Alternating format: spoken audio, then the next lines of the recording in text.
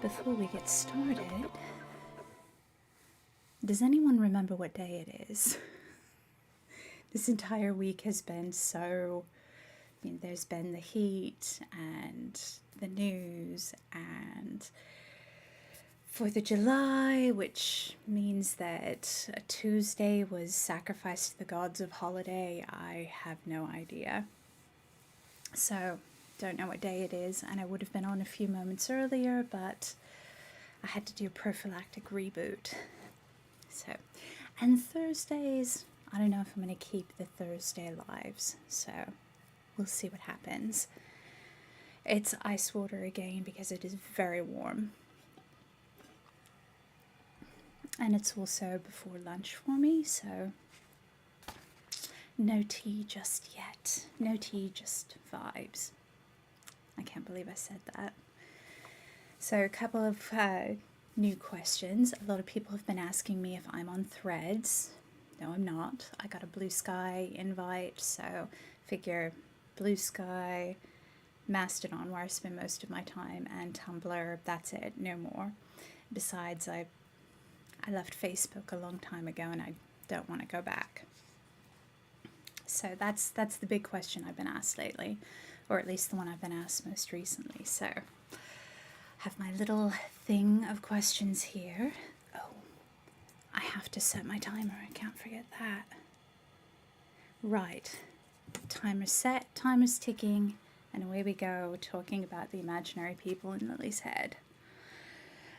So reader CB wrote in to ask about the Werewolves in Space story, Darjani Prime. If you are a subscriber, you will know that, last year when Bailey was passing, I was writing a sort of Werewolves in Space thing to keep myself distracted, and subscribers got a lot of that. And then we had the day where Miss B left, she passed on, and I haven't really touched the story since. I am able to open up the file without stress nausea, and those of you who have been around a while know that a physical nauseous reaction when I open up a file is a bad thing. My body tends to whack me upside the head with the 2x4 of nausea when I'm doing something that it would really prefer that I didn't. Not so much physically, but mentally and emotionally.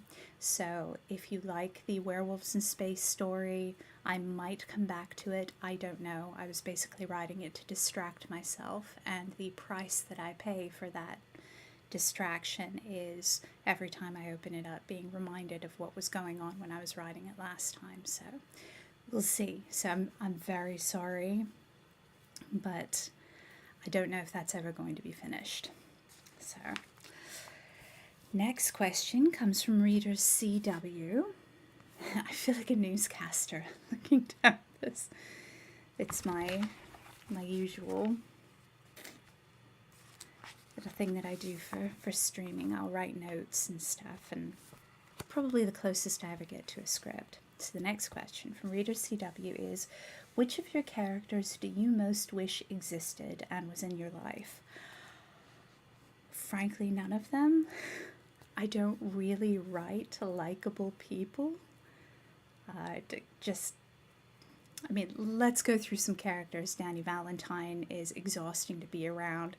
Jill is not really interpersonal. She's about one thing, and that's getting out there and getting her adrenaline kick by killing Hellbreed.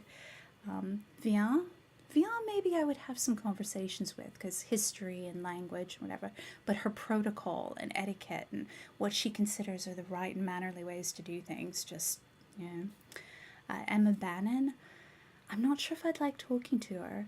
I don't think I could get over the disdain that she might feel, because Emma Bannon does not have any time for the little people. She's got bigger fish to fry.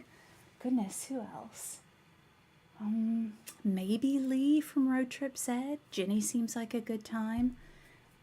Josie from Josie and Sugar Belle might be fun to hang out with. Let's see, Drew from Strange Angels. I'm not sure. She's very young, and I don't like Kristoff. And Graves is also very young. Nat might be fun to talk about. Nat is loosely based on a very good friend of mine, so you know who you are. But so there's not a lot of, yeah, my characters mostly do tend to be not likable people, or people who are not likable from me. I tend to put them in these situations and then watch how they respond. And I was just writing earlier for the subscription drop later today about how both Kaia and Darik are, like, they're basically dating each other to save the rest of us from having to date them. Which leads us into kind of the third question. Reader DS actually had quite a few questions about Steelflower. So the fourth Steelflower book is being written right now. That's the Highlands War. It's being written for subscribers as a serial. And then when it's done, I'll put it through when it's done, subscribers will get both the unedited and revised ebooks. And then it will go through the self-publishing pipeline after that, and there will be a fourth Steelflower book in the world. But that's going to take a while. It's going to take me a year and a half to write this book for subscribers. So everybody who has written into me begging for another Steelflower book, this is how we're doing it. This is how it's happening. I wasn't sure I was going to do it at all, but then I decided once I bought a cover, and you know, once you buy the cover, it's all over. My cover artist loves me because of that. So Reader DS wrote about how did Darik and Atyarik meet. So Dari, Prince, he was raised to take the throne as a backup, but his aunt was also like, you're never going to have the throne, and if I catch you going after my daughter, it will be the end of you.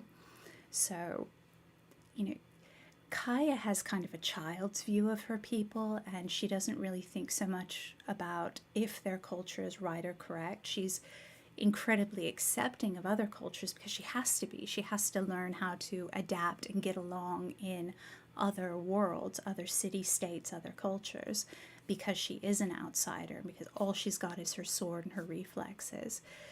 But her own homeland, she has this sort of rosy view of it that doesn't really take into account the realities of power. So Dari and Atyarik were actually friends. They did know each other. I'm not quite sure how, but I do know Atyarik, the Tiansmere clan, is pretty closely connected with the Dragaimir clan. So they're kind of close. So Atyarik is probably not a cousin. I mean, like, he's not a cousin, but he sort of fulfills that role in Duri's life. So he saw a lot of things while the princeling was growing up, and he could tell Kaia a lot about this guy, her twin, but he doesn't. He doesn't because it's partly not his place, and because he's busy taking care of his own Adai. So how did they meet? They sort of grew up around each other, and they both have like childhood dirt on each other. Like Atyarik is like, yeah, remember that time you fell in the pond, and Duri is like, yeah, remember that time you tried to tame a horse. So sometimes it's fun to listen to them snark at each other inside my head, which doesn't get into the books a lot because Kaia doesn't hear that. She's off focused on other things while that's happening in the background with these other two characters. So that's one of the things about telling stories in first person is it's just you have such a narrow keyhole to focus through. So Reader DS also asked about the houses. How do houses in Gamai work? And I say Gamai every time I say the name of Kaia's homeland, she like flinches in my head, which is difficult because the language is so intonation based, and I think Kaia's native language, I think a great deal of it, like one significant component is sort of a low-level psychic ability among the population means that their inflections and what they think are inflections are literally indistinguishable to everybody else because they don't have that base level of psychic ability. So just a fun little thing about the language there. And Kaia lives in a world where all the languages are, you pick up the trade tongue, and the trade tongue is more a way of constructing a language than anything else. A word goes here and it has to be a verb. A word goes there and it has to be a noun. A word goes there and it has to be an adjective. Those are the rules of the trade tongue. So they kind of plug in different words in all those spaces. And if you have a smattering of a number of languages, you can guess what the term is, and you can guess a lot from context. It's really fascinating how a lot of these languages work in Kaia's world. So I say it as if I don't create the languages on one level, but on another level I kind of don't. The characters just tell me things and I go along with it like, oh, okay, that makes sense because it's the kind of language that it is. So I don't know if that's standard for writers. I should think it is, but I don't know if it is. So the houses in Kai's homeland and Duri's homeland and Janair, and saying their names out loud is so funny. I'm used to typing them. The houses are basically noble houses. If a family sticks around for long enough and accretes enough, they get a certain amount of honor, and then they also get a certain amount of financial economic strength. But the standard of living in Kai's homeland is pretty high comparatively, just because nobody gets left behind, because they all are operating with that low-grade psychic ability. They don't care very much for outsiders, but for each other there's not a lot of, a lot of the stuff that happens is interpersonal nastiness and not physical and not I'm doing a lot of talking with my hands to say this. So the houses are mostly noble houses, or a collection of clans. A collection of clans can come together under an umbrella. So it's just a group of families who live in geographical proximity, or they have a trade specialty. And so they tend to do. The interesting thing about houses is you won't often have a twin coming from the same house or clan affiliation. That's why the festivals are so useful and important to Kaia's people. They have to go out and look at other people's ways of doing things and find their twin elsewhere, which is why Darik being barred from attending any festivals, that this was a huge deal, because it ran the risk of his twin getting the sickness and dying before they met. So the queen was kind of on an edge there, barring him from attending these things, and Darik didn't really know he could protest or just go and do it anyway, because he was raised to do things the right way. And now he's in full-fledged revolt against that, and that's great. It creates a lot of problems. I intended for the Steelflower books to be a set of 2 trilogies. And the first trilogy would culminate in the Highlands War, and would, how this group of people ends up, they come together and then kind of disperse at the end. And then the next trilogy would be Kaia's return to her homeland and what happened there, because I had plans. I had big plans that I seeded in the very first book for what would happen when Kaia went home, and what would happen when Duri got back and saw the queen again, and what Kaia would find out about Duri's secrets, because she's keeping secrets from him, naturally. The reader doesn't quite realize it because we're so far inside Kaia's head, but Duri is also keeping one rather large secret from his twin, and so some of the tension in their relationship does not get resolved until she finds out that secret, and in the worst possible way, at the worst possible time. So that's how I had it planned. So if you were wondering about the structure of of the houses in Kaia's homeland and all that. It's all in the head, and I meant to have an entire trilogy to lay it out, set it down. Unfortunately, I don't think we'll get there because, this is the series that ebook theft keeps trying to kill, and that is terrible, and I hate it. And a lot of people write into me mad about this. Well, they're not mad about the theft, they're mad about me saying something about it. And they're like, oh, you're punishing your readers. It's like, who's really being punished here? This is my livelihood. These are my characters that, these are the imaginary people who live in my head. These are the things I do. I tell you these stories to pay my rent, and and I'm mad about the theft. I'm not punishing you. You are not the one being punished here. So I know readers feel very proprietary. They like these books. They love the characters, and that is great. In an ideal world, I would be able to do these things without having to worry about the rent or about the kids eating or about the kibble that Box Noggin needs. So a lot of other questions I get about Steelflower are about the nature of the twinning bond, and those are fascinating questions because it doesn't really work like other bonds. And hello, I see you in chat, but I don't know what you're trying to say. Sorry. So the twin bond is kind of my nod to old school sci-fi, science fiction and fantasy, the old school fated mates thing. Oh, it's a little person waving a head and an arm. Okay, I got you. Now I understand that. So the next time you use that, I will absolutely know what it means. So not the fated mate stuff that came about when there was the explosion of, oh, so you're big. Don't worry, I am terminally online and a huge nerd too, so you are among friends. I just didn't know what that particularly mean.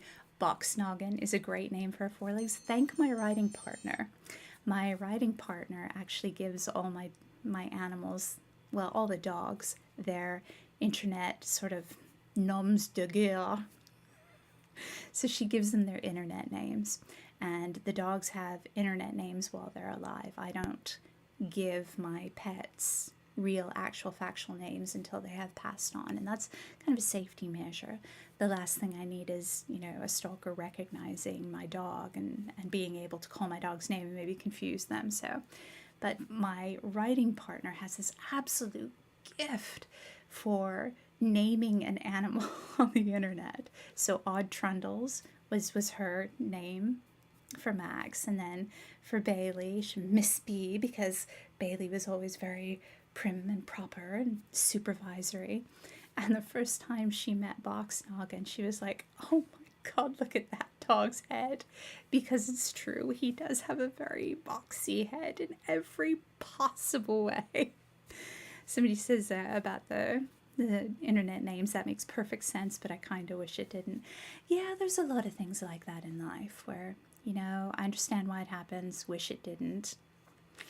I know one of those dogs who looks like he has been chasing parked cars. Well, no, he looks like he was put together in Minecraft. Basically, if you see pictures of him, you'll see what I mean, because he's got just this blocky head and the rest of him is built like a Mack truck. He's an extremely attractive dog. He's a beautiful, beautiful boy. All muscle, glossy coat. You can see the muscle on him, and when he's lying down in sunlight, he looks like a statue. He's adorable, and there's not a single thought in his head. There's two neurons looking for a handshake in there. Most of the time they miss, and he's so loving and just so dumb, and we call him a himbo. We call him the himbo dog. He has a number of other names, including Lord Vandersplute, His Majesty, He Who Craps on Concrete, which is an entirely different story. And that was my timer. It says, that sounds like a pity my family had when I was younger. He was a good dog.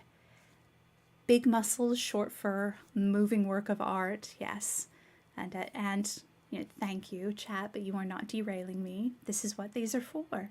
These are for questions and interactions, so you are not derailing me. I am very pleased to have you here, and thank you.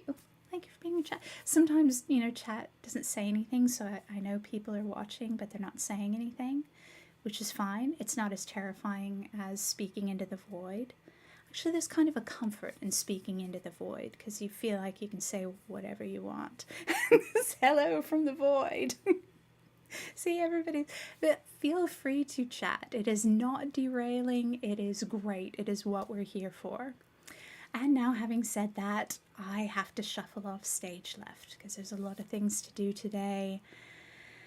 Yeah, so thank you for coming again to one of these tiny little sessions where I talk about the imaginary people in my head. Again, you can ask questions through YouTube comments, on social media. I'm on Mastodon, I'm on Blue Sky, I'm on Tumblr. You can send the questions through my website, although that does add them to the queue, so it takes longer. And somebody says they'll try to catch the next stream. Next stream will be tomorrow, somewhere between noon and 1. It will be Reading with Lily. It will be a lot longer. I will be reading to you from a book that I like, and I haven't even decided which one yet. So, off I go. Wash your hands, wear your mask, take a deep breath. We're almost to the weekend. Be kind to yourselves and to each other, please. And ta-ta.